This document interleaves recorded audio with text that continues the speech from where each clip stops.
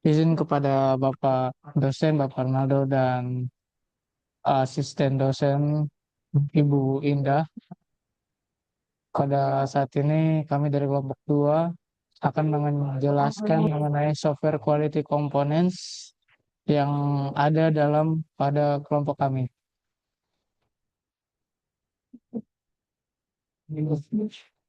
Sebelum itu, di sini terdapat beberapa software quality components. Yang pertama ada sebagai atapnya itu pre-project software quality components.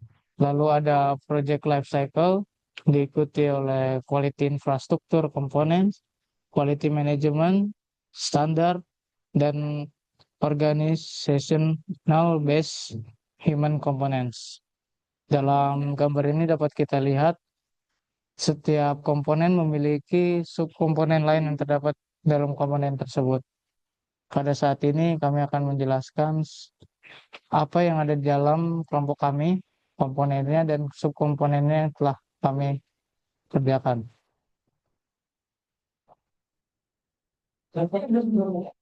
Yang pertama ada pre-project components yang akan dijelaskan oleh rekan saya.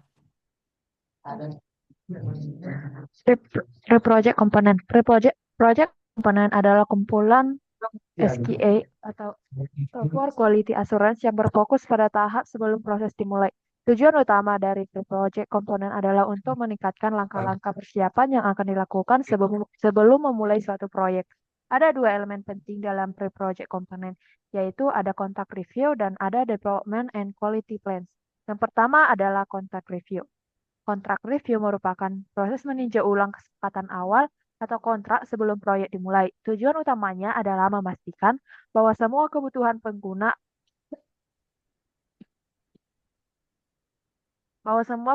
pengguna atau requirement sudah jelas, realistis, dan sesuai dengan kemampuan tim pengembang. Adapun kegiatan yang menjadi fokus utama dari kontrak review adalah sebagai berikut. Yang pertama ada klasifikasi persyaratan klien, yaitu memastikan pemahaman yang jelas dan akurat mengenai apa yang sebenarnya dibutuhkan dan diharapkan oleh klien dari proyek tersebut. Pada komponen ini sudah dilakukan, yaitu kebutuhan sistem ditentukan berdasarkan diskusi kelompok dan arahan dosen pembimbing, serta melakukan langsung wawancara dengan klien. Dalam hal ini, klien kami adalah para petani kopi. Selain mewawancara petani kopi, kami juga melakukan wawancara kepada pihak pemilik kopi atau yang biasa dikenal sebagai pengepul kopi. Kami juga melakukan wawancara kepada pihak Dinas Pertanian, tepatnya kepada Dinas Pertanian Kabupaten Tuba. Klasifikasi kebutuhan ini sudah terdokumentasi secara formal dalam dokumen pengembangan produk, tepatnya pada bab Software Requirement Specification atau SRS. Berikutnya adalah meninjau jadwal proyek dan memperkirakan kebutuhan sumber daya.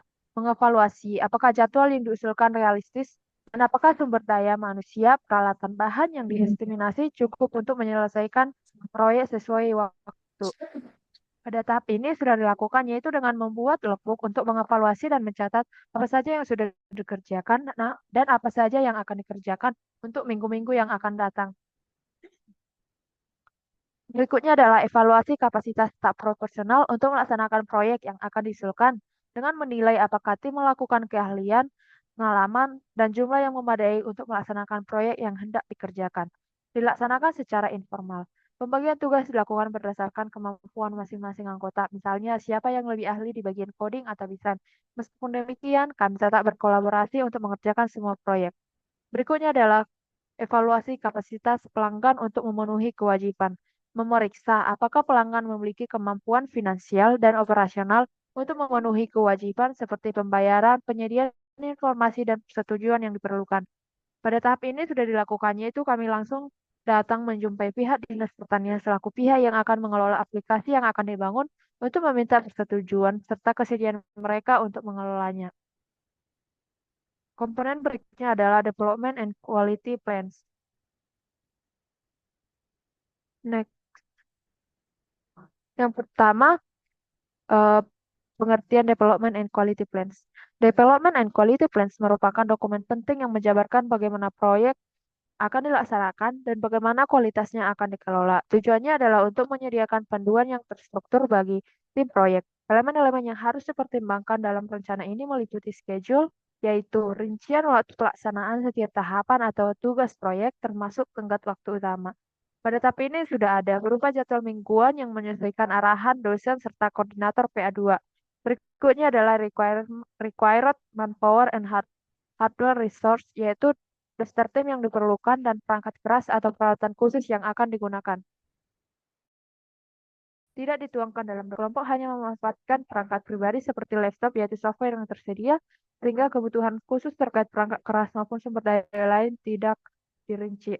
Berikutnya adalah risk evaluation, yaitu mendefinisikan potensi masalah atau risiko yang dapat terjadi selama proyek dan rencana mitigasi untuk mengatasinya tidak dilakukan. Jika terjadi masalah dalam pengerjaan, proyek diselesaikan dengan spontan. Berikutnya adalah organizational issue, team members, subcontracts, dan partnership, yaitu hal-hal terkait struktur tim, pembagian peran, dan hubungan dengan subkontrak atau mitra kerja. Sudah dilakukan, yaitu kami melakukan pembagian tugas kami yang biasa kami sebut PIC dalam subproyek pengerjaan PA.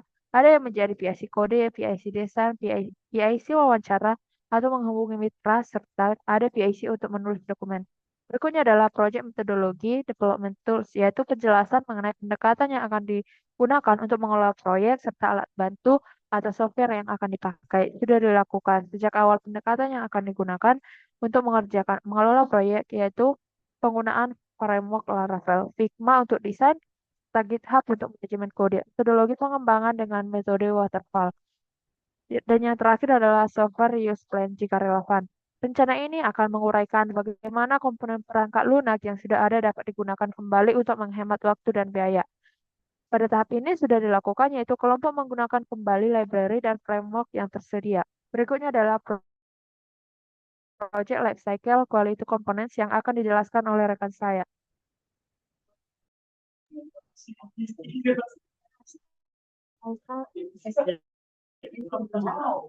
Quality merupakan komponen yang dipakai untuk menjaga kualitas proyek dari awal.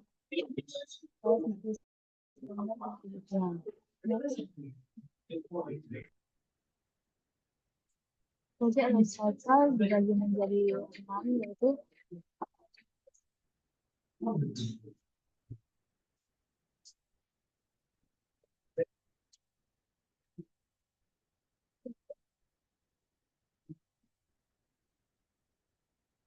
yang project lifecycle quality component dibagi menjadi 6. Yang pertama yaitu formal design review.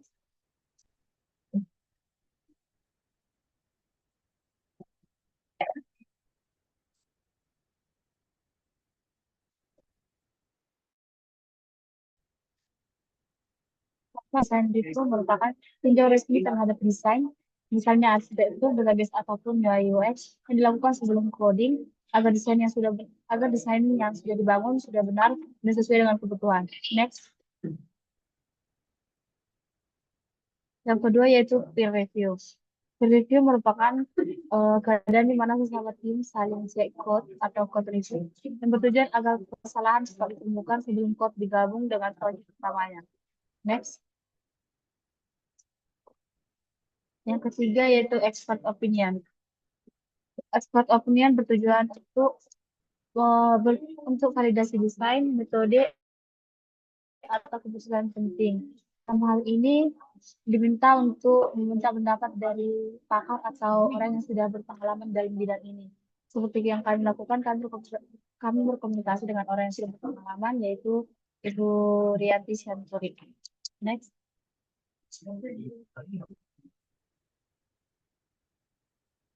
Yang keempat yaitu software testing. Software testing menguji software agar bebas dari bug dan sesuai dengan requirement. Dilakukan sebelum rilis supaya software stabil dan terlepas dari kesalahan. Next.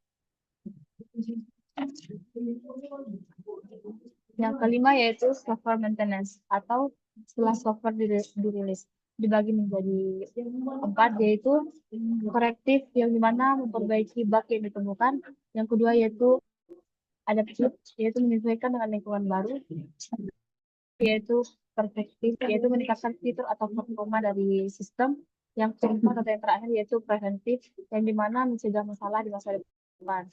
Saat ini untuk proses ini kami belum melakukannya karena sistem kami belum kami rilis. Yang terakhir, next. Yang terakhir yaitu SK External Participant. SK External Participant ini bertujuan dengan meminta pendapat dari orang luar, dari tim pembangun, untuk meminta pendapat bagaimana proses jaminan kualitas dan juga untuk mendapat sudut pandang netral, meningkatkan kepercayaan dan memastikan standar pada sistem telah memenuhi. Saat ini kami juga melakukan hal ini pada sistem kami. Yang selanjutnya yaitu software quality management komponen yang dijelaskan oleh Kak saya. Oke, baik. Selanjutnya adalah infrastructure error preventive and improvement components. Pada komponen yang ini yaitu memiliki satu tujuan penting, yaitu untuk menghindari atau menurunkan fault yang akan dibuat dari produk yang akan dibuat. Jadi terdapat beberapa subkomponen. Yang pertama ada prosedur instruction, templates and checklist, training or retraining instruction, preventive actions, configuration management, dan yang terakhir adalah document control. Untuk prosedur engineering, untuk prosedur kami menggunakan metodologi waterfall. Prosedur ini yang dimaksud adalah panduan bagaimana kami akan membuat suatu aplikasi kami. Di sini dengan menggunakan metode waterfall, yaitu dengan pertama kami akan menganalisis sistem yang lama. Dengan menganalisis ini kami dapat mengetahui apa maksud tujuan dari aplikasi dibangun ini. Dan lalu dilanjutkan dengan merancang arsitektur yang baru, lalu membuat mockup atau UI UX yang baru. Lalu dilanjutkan setelah menganalisis, kami membuat desain BPMN, use case, ERD, dan database, hingga desain produk. Setelah kami menganalisis dan mendesain, kami akan mengimplementasi dari hasil analisis dan desain. Lalu hasil implementasinya akan diuji kembali, hasil dari implementasi tersebut. Lalu selanjutnya sebenarnya masih ada lagi, yaitu tahap dari deployment. Namun untuk deployment kami masih dalam proses, sehingga kami belum melaksanakan tahap deployment. Berikut adalah contoh-contohnya. Kami meminta dari desain awal mereka, produk mereka terlebih dahulu, lalu kami merancang ulang dengan desain kami. Di sini kami juga harus mengetahui dahulu apa saja fitur-fitur yang ada di aplikasi sebelumnya dengan membaca dari SW technical document yang sebelumnya dibuat. Lalu kami akan membuat itu semua ke dalam GitHub. Lalu ada templates and checklist. Di sini templates and checklist itu adalah seperti namanya templates, yaitu sudah ketetapan, dan checklist ini adalah seperti list yang akan kami kerjakan dalam membangun proyek ini. Yang pertama ada guidelines, panduan yang akan diikuti oleh seluruh tim dalam pengerjaan proyek ini. Lalu ada checklist, itu untuk memeriksa apa saja yang sudah dilakukan atau target apa yang dilakukan dalam pembuatan ini. Atau panduan yang digunakan, kami menggunakan dokumen SWTD atau software test description. Lalu untuk checklist kami menggunakan Trello.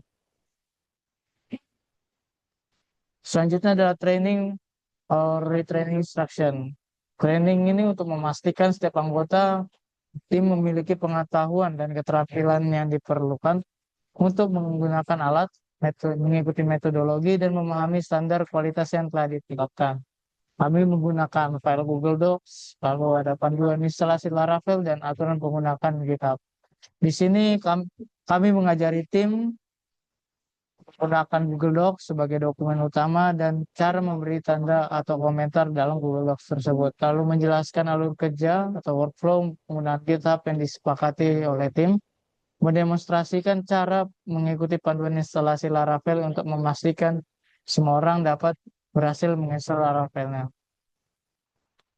Lalu di sini ada preventive action sesuai dengan namanya, ini adalah tindakan pencegahan, yaitu dengan kami membuat peraturan-peraturan dalam masa pembuatan produk. Seperti yang pertama, kami menyiapkan backup file untuk produk yang akan dibuat. Lalu kami juga menggunakan GitHub yang dapat dilihat kami memiliki dua file. Jika suatu saat file GitHub salah satunya terhapus, masih ada cadangannya. Lalu ada configuration management, ini adalah prosedur untuk mengelola dan melacak semua perubahan pada kode sumber dan dokumen proyek. Di sini terdapat pada aplikasi GitHub. Di aplikasi GitHub kita dapat mengetahui ada fitur history. Jadi di history ini setiap perubahan pada kode itu dicatat dan tim bisa kembali ke versi sebelumnya jika terjadi kesalahan yang fatal. Lalu ada dokumen kontrol. Di sini memastikan semua dokumen proyek disimpan di satu tempat yang terorganisir dan versi terbaru selalu tersedia.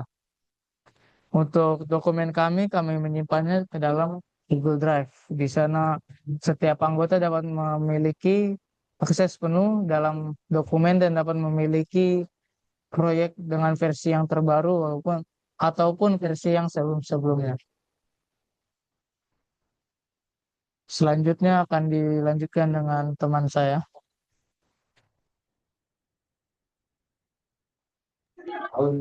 Selanjutnya saya akan menjelaskan tentang standar researchment certification SQL development component. Yang pertama adalah project proses standar. Ini untuk menentukan apakah proyek itu sudah memenuhi standar yang sesuai dalam pekerjaan proyek tersebut.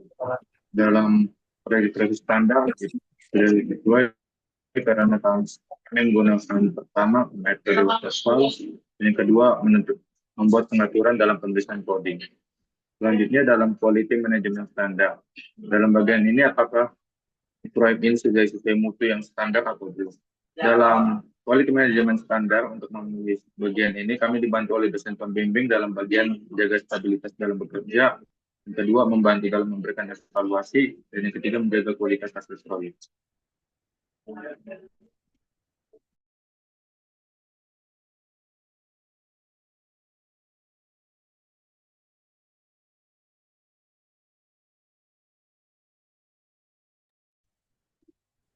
Baik, saya akan melanjutkan organizing for SQL di human components. Sebelumnya, the human components itu merujuk pada aspek manusia dalam proses jaminan kualitas perangkat lunak. Berikut ada 5 bagian yang berhubungan dengan manusia dalam pengembangan dan pengujian perangkat lunak. Next.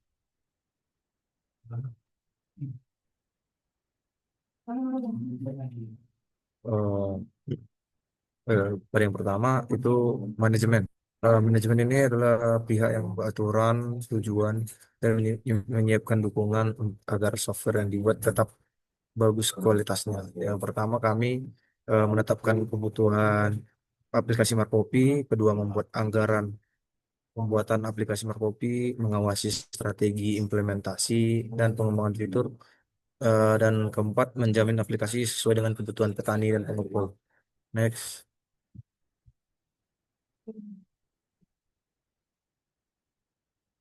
Bagian yang kedua itu SQA unit. SQA unit ini sebuah tim yang mengecek dan memastikan proses pembuatan aplikasi agar berjalan sesuai dengan aturan. Yang pertama, kami melakukan review dokumen proyek yaitu DPP. Yang kedua, memperhatikan perkembangan tim terhadap kualitas aplikasi Markopi. Yang ketiga, mengidentifikasi bug, risiko, dan masalah teknis sejak awal. Next.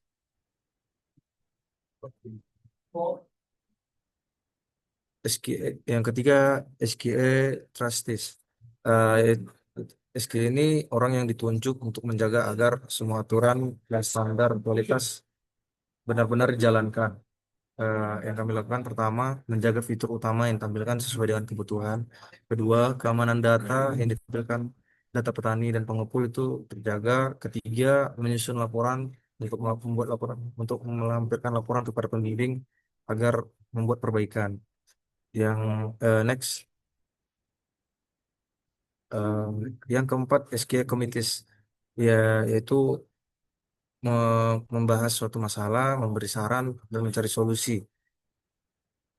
Yaitu yang pertama kami mengkoordinasikan komunikasi antara tim petani dan dinas pertanian. Yang kedua membahas kebutuhan fitur baru. Yang ketiga membuat solusi untuk konflik yang terjadi terhadap kualitas aplikasi. Next. Yang terakhir ada SKI Forums. Di sini SKI Forum yaitu tempatnya untuk berdiskusi, saling berbagi pengalaman kepada pihak lain dan untuk menyelesaikan masalah kualitas perangkat lunak. Itu kami mengadakan pertemuan dengan Dinas Pertanian untuk membahas perkembangan aplikasi Markopik.